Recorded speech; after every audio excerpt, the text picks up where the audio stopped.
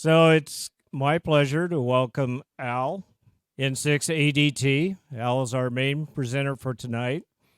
Al is going to be presenting on QSL cards. How many people know what QSL cards are? That's good. Majority do. Yeah. How many people actually keep their QSL cards? Oh, about half. About half. Okay. Well, Al, I'm going to give you a mic. And one of the things I've wanted to start doing during our presentations is just let you get to know some of your fellow members a little bit better. So I always ask for a little bio from people that are doing the presentation. So I'm going to interview Al real quickly here. So Al, in the bio information you gave me, you told me you've been a extra ham for 58 years. Yeah, that's correct. I think you need to turn it on. Push the button. There you go. Yeah, there we go. Yeah, I just like Don, I was licensed in 1964. So my call sign has changed a couple times over the years. But yeah, I started out as a youngster, and of course now I'm an oldster. But yeah, I think we all wind up there if we're lucky. But ham radio has it was kind of a feed to my career. As a youngster, I went to the Mars electronics classes that they used to offer at McClellan Field in a place called Splinter City, which no longer exists. But, there was a couple of us, myself and my buddies, and they offered electronics classes that went for several weeks. So I got an early jump on it, and later it became my career. So I did some calculations. In order for you to have been a ham operator at an extra class for 58 years, you had to have been licensed at what, 4 or 5? No, not quite that early. And the extra class didn't come till later. You know, as Don knows, the novice was good for 1 year, and after that you lost it, and unless you upgraded. So the problem for me is I wasn't old enough to drive. And we couldn't get a driver to take us to San Francisco, my buddy and I. And so we lost our original call signs. And like Don is WN6 or WB6LPJ, my best friend was WN6LPF. And he lost his call and became WB6RVR. And I lost mine and became WB6RUU. So I kept that call for most of my life, and I upgraded to general. I got general immediately from novice, and then subsequently the advanced class, which no longer exists, and then later on, what's that? Oh yeah, okay. Grandfather. Yeah, your grandpa, but. The extra class I got later. My buddies were real good high-speed CW operators. I was not. I struggled along at about 15 to 18 words a minute. So it took me the better part of 15 or 20 years to get my speed up over 20. And I finally went ahead and got the coded CW. I got it down. It just kind of came to me. I was, practice makes perfect, but all of a sudden you start your hand can't keep up with what you're listening to. So I was trying to write every character. And when I figured out all I had to do was listen, and I would copy the whole sentence or groups of words, it was easy. So for those of you that want to do CW, I strongly encourage you to try different methods, but listen to groups. And I think that makes it really easy. And also, if you just, your keying speed change, I use the Farnsworth method. Where you key at a higher speed and the resultant spacing is longer. So at any rate, there's my 2 cents about ham radio. Okay, one more question, and that is your career mainly centered around the Sacramento Army base, and you were a technician there. You were involved in microwaves. You were involved in telecommunications. You want to elaborate on that just a little bit? Yeah, a little bit. I did 25 years at Army Depot, and the Sacramento Army Depot is what they call a fifth echelon maintenance facility, And Jerry knows what that is. They could basically fabricate anything. So up to fabricate. So they could, we had printed circuit board fabrication. We had full up capability to overhaul any electronic system that the Army had. And when I started, I was pretty much a helper, which is a lower grade. And within a year or two, I was a journeyman. And then subsequently a lead man and supervisor. And I did avionics, general electronics, radar systems, microwave, just a whole variety of different equipment that the Army has. And that base really had huge variety. Also aircraft. And as I became a leader, I was leading avionics for a year and a half or 2 years. Then I spent some years in special projects and wound up going overseas, working in England on Army watercraft, and subsequently in Germany on upgrading microwave systems, mainly FDM and TDM systems.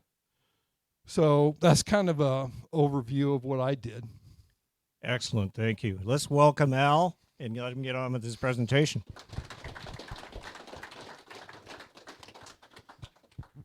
QSL cards. Well, first off, what are Q signals? What are Q codes? And, if we're going to talk about the history of QSLs, we better understand what Q codes are. The English came up with Q codes, and it was back in the 1920s. And what's the unique property of, there's about 60 or 70 unique Q signals. Well, what's really unique about them is they're a universal language. So whether you're speaking English or Japanese or Russian or anything else, if QSL means the same thing. And it's a question or an answer. So it can mean I acknowledge your call, or I want a receipt of your call. Either one for QSL.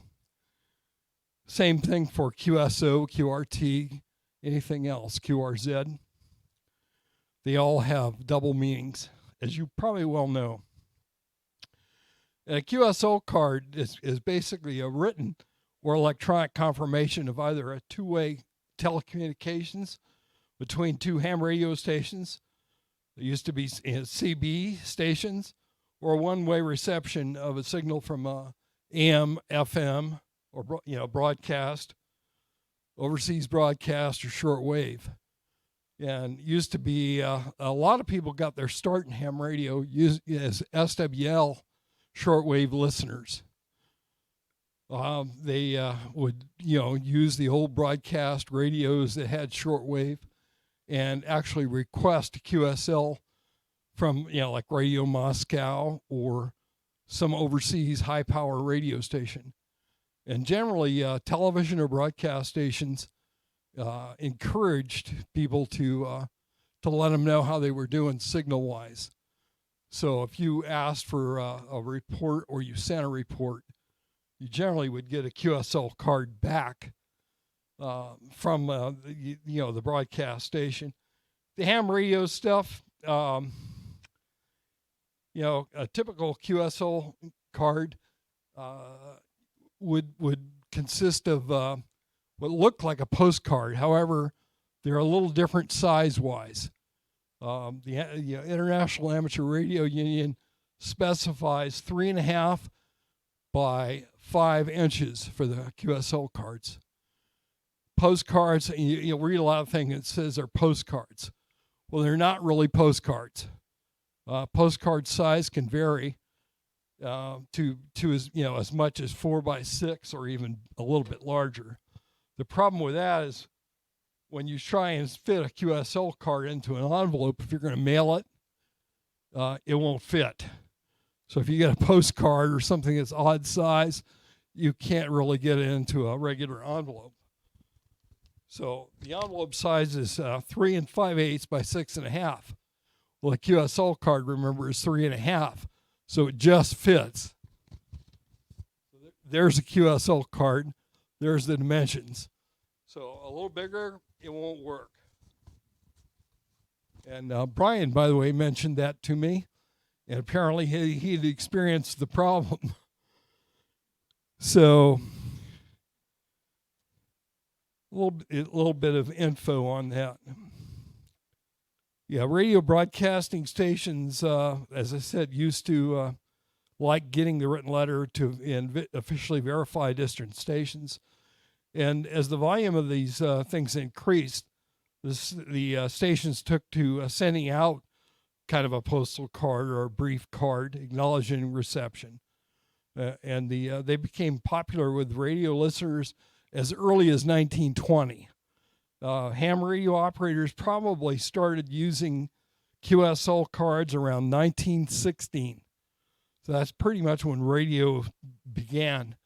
There's one instance of a station that was called, I think its call sign was 8VX in 1918 from Buffalo, New York. And he sent a QSL card to 3 Tango, Quebec in Philadelphia.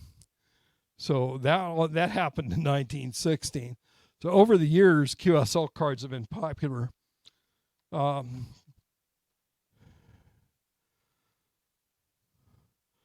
Today, a little bit, it's changed quite a bit with the advent of computers and electronics. We do a lot of eQSLs or digital QSLs. There's, I don't know how many of you have used eQSL. Anybody? Yeah, it looks like maybe 10 or 15%. But eQSL cards, you basically can design a card and send that card to, to whoever you have your contact with, and they can confirm it. So you can actually get a digital QSL card that you can print. And there are, if you want to look that up, just check out eQSL. And they also have lots of capabilities on that site. They will show you who's on the bands, where they're at, what time they're on. So it's kind of like the DX spotting network in one way, in that you can see who's out there and where they're at. Okay, the other way of sending them besides postcards, we got QSL managers. And QSL managers are generally for de-expeditions or special event stations. I think I have an example of one special event card there, but lots of these stations like Islands on the Air, etc. A lot of those stations have no way of getting any postage, or there is no postal facilities on those remote locations. So they announce QSL managers, and they say if you want a QSL card, contact this person. Generally, they may want some what I call green stamps. Everybody knows what green stamps are. They're dollars. So if you really want the card, you might well consider sending them along with your card $1 or $2 to cover their postage and or handling. In the day we had international radio certificates, or IRCs. Those don't exist anymore. As of 2012, they got rid of IRCs, and so now it's a matter of if you're going to send something overseas, they have a global international stamp, and I'll talk about those a little bit more down the road here. DX stations are also using QSL managers frequently. So if it's a rare DX station, they'll have you send it to a QSL manager, or you can send bulk QSL cards to bureaus.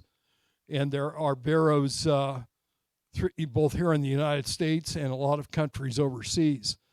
How do you find out about them? Take a look at on the ARL website.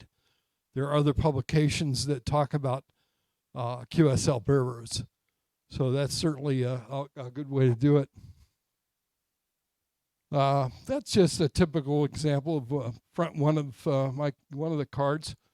It's more of a memorial. This guy was the friend I was mentioning that couldn't drive when he had to go to Frisco. He passed away about 2 years ago, and he was a UTU conductor, avid ham radio operator, and a advocate for ham radio. He He did some legislation as well. He was also the general chairman of the United Transportation Union. So, and a lifelong ham.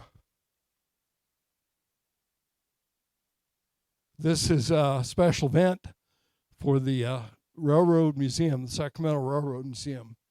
And Norm, W6RVR, the fellow who passed away, he was the vice president or vice general chair for the Railroad Museum. And in the 90s, we had 2 or 3 of these special event stations that he set up right on site. Now, there are lots of special events. So if you want a QSL card from one of those, the Mars facilities have them. Military has Armed Forces Day, and they operate just outside the band. They will send you a QSL card. They generally have of course, they have a frequency in the band that you call them on. There are countless special event stations. And, almost all of them have QSL. They will QSL. So postcard rate is 40 cents. So if you're just putting a stamp on the card and sending it in the mail, you can get away with it still. It will cost you 40 cents today. If you stick it in an envelope, it's going to cost you the 58-cent rate, which is first class postage.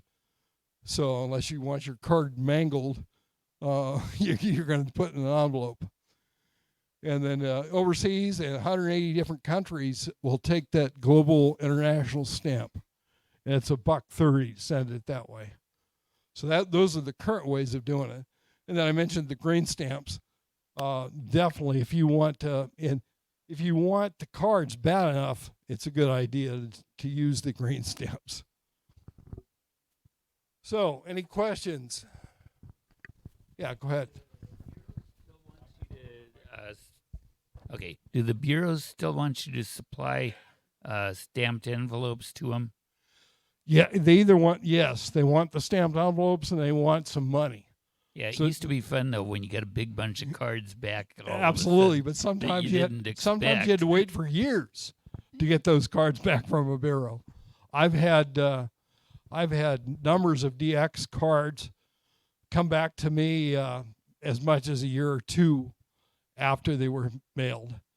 Now, I didn't talk about Logbook of the World, which is also another way of doing QSLs. Back in the day, you had to send your QSL cards into the ARRL to get a work to all states or DXCC or an award. So today, you don't have to do that. The electronic format is via Logbook of the World. And with Logbook of the World, it just keeps you just send them the data on the QSLs. The matching station will also send their data. They pair them up and validate the cards.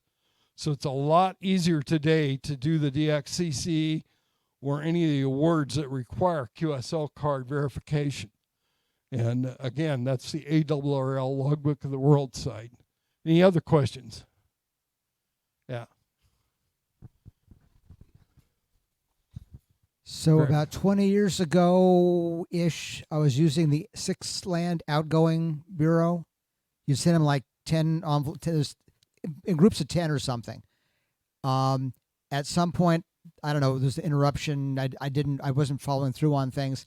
In theory, they've still got some envelopes from me. Do they still exist? You have to check, but likely they still exist. There are QSL bureaus, several different ones. So what Greg is saying is he'd send in a bunch of envelopes, and he also sent, some bucks. Typically, they wanted you to have the self-addressed stamped envelopes on hand, and they would, when they got cards from overseas that came to the bureau, they'd stuff them into one of your envelopes and send them on. And when it got low, they would tell you. They would actually inform you that you're down to 2 envelopes. Now, do those sites still exist? I believe they do. And, you might be getting some rare DX cards from 20 years ago, Greg. I have some to send out from 20 years ago. Yeah, there you go. Yeah, I don't doubt that.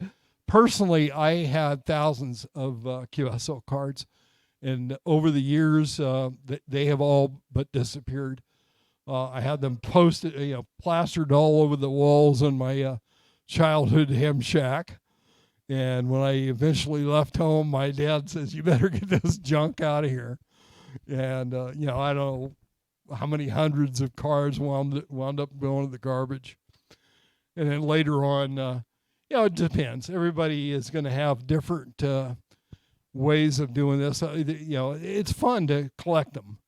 And if you're a beginning ham, I strongly encourage you to get the QSLs. Any other questions? This is Max, KG6PX. So when you get the cards, I've had them from a long time ago when I was first licensed. What happens? Are you supposed to send them back? Because I haven't sent anything back yet, and then I also have cards that are recent. So what's the process of that? I guess. Well, generally there'll be a place on the card that says, "Please send the card back," or no. So they generally will say whether or not they want one back. Yeah, exactly. Yeah, please or thanks, and there's a box. They check one or the other. So, if it's a card that you think is important and maybe a good DX contact, then it sure wouldn't hurt to send one back. They took the trouble to send you one. So, any other questions? This is Jerry, WA6E. I was first licensed in 66, and my call was WB6YFV, so I was alphabetically right behind you. And I was really into QSLs when I first got into this hobby. It was exciting. And over time, very much like you, I generated cardboard boxes, shoe boxes is what I kept them in, full of this stuff. And the ultimatum came from my parents, get rid of it. But I had it all over the walls, on my bulletin boards with tack pens. And of course, I used it to qualify for various awards that the ARRL had. And over time, I've come to the point where I don't QSL. If somebody sends me one, I have one on the computer I can print out and send back. But I typically don't do it. And it raises the question in my mind, is QSLing dead? I don't think so. I think it's probably changed to the electronic format. I believe people now are using EQSL more than anything else, and you just shook your head that you do. So rather than the send out the cards via postage, they've very much gone to digital format. And you could actually scan whatever kind of card you want into that program and modify it a little bit, and it can look just like your regular stuff would. And if the whoever receives it wants to print it, they have the option. And like you, I had boxes of these things, and over the years, I personally don't do it much of it anymore either. Any other questions or comments? Yes, Brian. Yes, if somebody sends you a paper card, is it proper etiquette to send them a card by a different method, electronic or logbook of the world, or do you try to send back paper? I try to send back paper. If they've gone to the trouble of sending me a paper card, I generally will send them a paper card back. I will not do the electronics back. Postcards? No, I actually have QSL cards. No, I mean, for people who don't have cards, send them a postcard. Oh, absolutely. Yeah, you can make up your own. You can just take a postcard and put your call sign on it, do some artwork. Today it's real easy to get something, print something on your printer. So there's just so many ways to do it. If you're going for a contest or DXCC or anything else, I just wanted to point out that EQSL does not count. They won't accept it. No, but they will accept Logbook of the World. Yes. So yeah, he's right in that regard. There's only one of them that really works for those contests, and you want verification or a certificate. Yes. Yeah, this is Tom in N6H. So will you know if the person that you want to send to is on Logbook of the World or accepts the QSLs? Yes, they have their full up databases, So you can search by the call sign, name, etc., and find out if that person's there. Any other questions? Right on the EQSL site, there is a search index. I don't know. To be honest with you, I haven't used Logbook of the World that much, so I couldn't tell you. But that's a full database as well. So I would think you'd be able to search any part of a database. Yeah. Well, I think ARRL will tell you if you certainly go to their site and take a look at it. And there's all kinds of FAQs for both, Logbook of the World and EQSL. There's pages of what do I do if, or how do I do this. More information than I want, so typically I don't get through much of it. Go ahead. Anybody else? Well, thank you for your attention and putting up with me, and I enjoyed doing this.